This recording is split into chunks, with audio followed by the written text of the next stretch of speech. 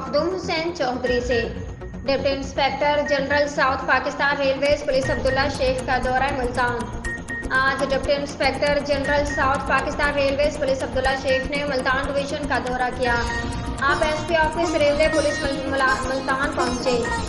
SP railway police Multan Shahid Nawaz ने deputy inspector general को crime के हवाले से ब्रीफिंग दी।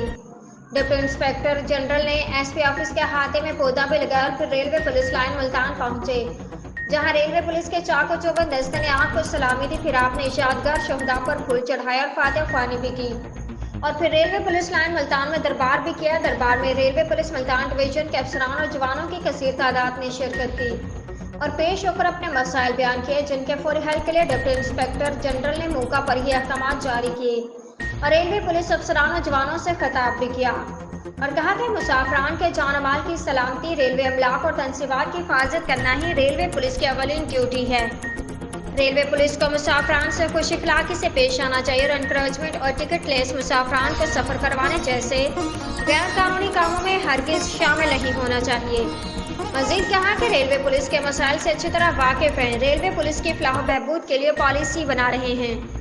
जल्द ही रेलवे पुलिस में भर्तियां भी की जाएंगी ताकि नफरी की कमी को पूरा किया जा सके।